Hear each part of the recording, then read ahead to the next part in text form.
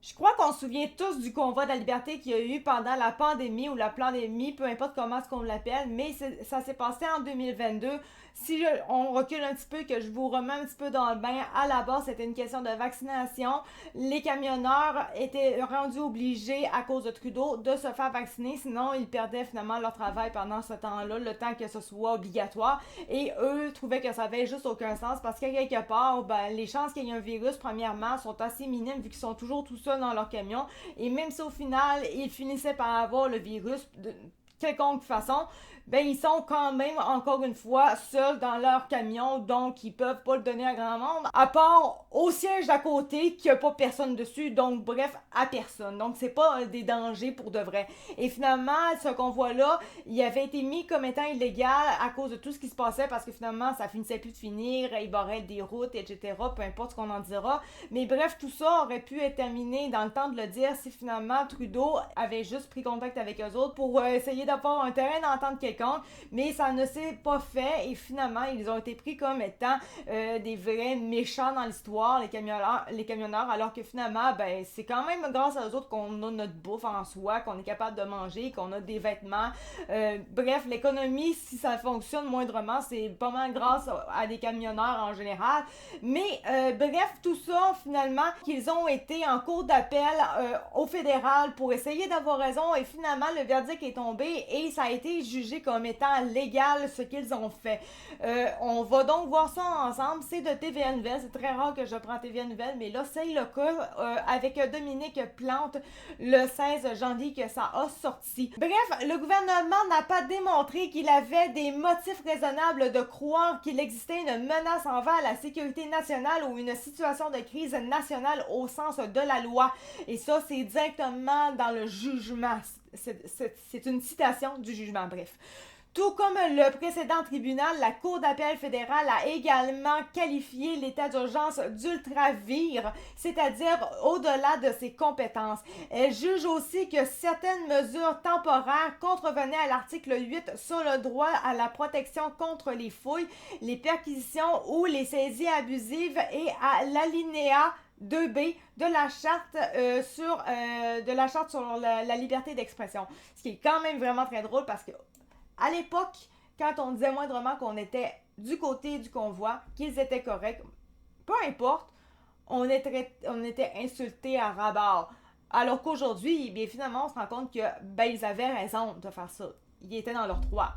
Oui, totalement. En criminalisant les manifestations, que la personne ait participé ou non à l'acte de violence ou à l'acte qui troublait la paix, le règlement a enfreint le droit des manifestants à la liberté d'expression. Exactement comme je disais, en soi, dans une manifestation, t'en as toujours qui vont être tarlats, t'en as toujours qui vont troubler la paix, qui vont faire vraiment de la merde. C'est pas parce que forcément il y en a qui font ça que ça veut dire que tout le monde qui sont à la manifestation ou que la manifestation elle-même est rendue dangereuse. Non, il y a des tarlats dans tout. Peu importe. Ça fait. Faut pas généraliser sur quelques personnes ou quelques petits groupes de personnes caves en disant ah, la manifestation, tout le monde était cave là-dedans, c'était des dangereux. Ça reste quand même que c'était des camionneurs à la base. Ils faisaient juste essayer d'avoir que vous ayez de la nourriture ou whatever, que l'économie en soi continue de fonctionner. C'était pas tellement des criminels, là. On rappelle que c'est le 14 février 2022, donc ça faisait déjà un mois que les camions remorques occupaient en fait carrément le centre-ville d'Ottawa. Et c'est à ce moment-là que le gouvernement libéral de Justin Trudeau avait décidé de jouer le tout pour le tout avec la loi sur les mesures d'urgence utilisée pour la première fois depuis son adoption en 1988. Donc, qu'il a utilisé finalement cette loi-là. Ceux qui ont intenté une poursuite contre Ottawa, ce sont des gens qui viennent de l'Association canadienne des libertés civiles et également la Canadian Constitution Foundation. Donc, on parle de deux organismes. En soi, la Cour fédérale avait déjà déclaré en janvier 2024 que l'utilisation de la loi sur les mesures d'urgence était illégale pour mettre fin au convoi de la liberté.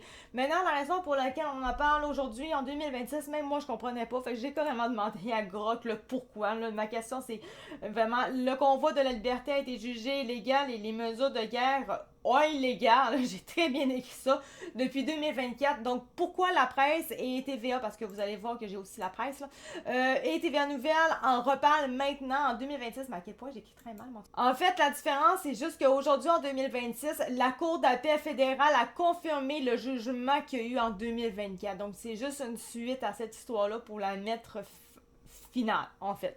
Maintenant, où est-ce qu'on va aller? C'est pas d'urgence nationale pour avec la presse. Donc, on continue parce qu'avec TVA Nouvelles, il manque un petit peu de piment là-dedans. Puis là, je veux qu'on voit un peu plus ensemble le pimenté, en fait. Donc, Richard Mosley, le juge de la Cour fédérale qui a entendu l'affaire, a conclu que la décision fédérale ne répondait pas aux critères de raisonnabilité. Autant des justifications, la transparence et intelligibilité, et n'était pas étayé par les contraintes factuelles et juridiques pertinentes. En fin de compte, il n'y avait pas d'urgence nationale justifiant le recours à la loi sur les mesures d'urgence, a déclaré M. Mosley dans sa décision rendue en janvier 2024. Il a également estimé que les règlements interdisant la participation à des rassemblements publics violaient la garantie de liberté d'expression prévue par la Charte. Il dit également que les règlements qui interdisaient la participation à des rassemblements publics violaient la garantie de liberté d'expression prévue par la Charte. Donc, en soi, grosso modo, là, ce que ça veut dire, c'est que quand il y a une manifestation, peu importe, t'as le droit d'y aller. T'as le droit. C'est pas illégal. T'as le droit d'y aller. Ça fait partie de la Charte des droits et libertés de l'expression. Tout le monde dans la vie a le droit de faire une manifestation et d'autres personnes ont le droit d'y assister à cette manifestation, de participer à la manifestation. C'est un droit légal. Il a affirmé que la portée des règlements était trop large et visait des personnes qui voulaient simplement se joindre à la manifestation en se tenant debout sur la colline du Parlement avec une pancarte. Il a également cité le fait que le gouvernement fédéral n'avait pas exigé que certaines normes objectives soient respectées avant de geler les comptes bancaires. Ce que normalement, si tu, avant de commencer par faire un acte comme geler des comptes bancaires ou whatever, n'importe quoi d'autre, t'es obligé de mettre en garde les gens, la cible en elle-même. Tu ne peux pas faire telle affaire, telle affaire, telle affaire. Si tu ne le fais pas, eh bien, c'est ça qui va t'arriver. Eh bien, ça n'avait pas été fait. Et ça, c'est illégal. Concluant que cela enfreignait l'interdiction de la charte relative aux perquisitions ou saisies abusives. Le gouvernement fédéral a fait appel de cette décision, estimant qu'il était injuste de critiquer les décisions fédérales avec le recul. Les 3 juges de la Cour d'appel fédérale ont déclaré que, aussi perturbateurs et déstabilisants que puissent être les barrages routiers et les manifestations du Convoi de la liberté à Ottawa, ils étaient loin de constituer une menace envers la sécurité du pays. Et ça, en soi, je me rappelle à l'époque, quand on disait « sont-ils dangereux? » Non, ben c'est légal. c'est carrément ça. Et c'est exactement ce que la Cour, finalement, elle a dit.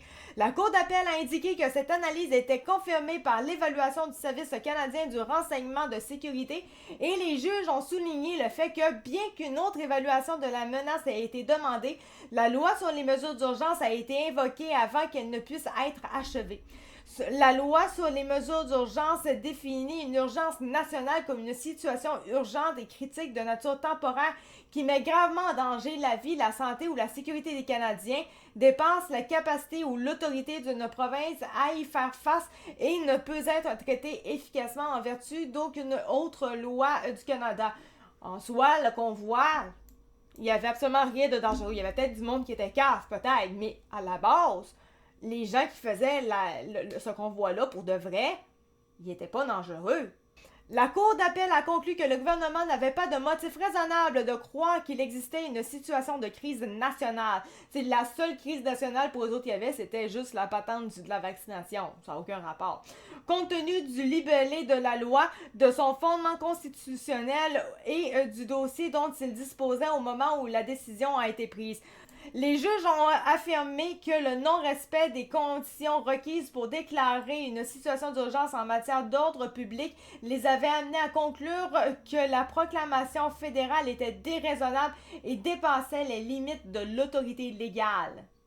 Le directeur général de l'Association canadienne des libertés civiles, Howard Sapers a déclaré que la décision de la Cour obligera les gouvernements à réfléchir à l'avenir à la manière dont ils respectent les seuils législatifs prévus par la loi sur les mesures d'urgence.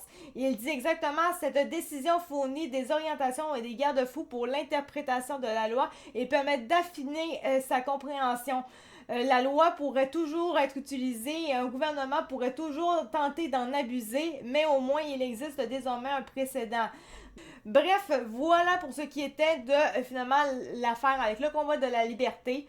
J'espère que vous avez aimé ça. On se retrouve pour une prochaine vidéo. C'était Actu 4 de True Fact et donc je vous dis bonne fin de soirée. Merci, ciao, bye.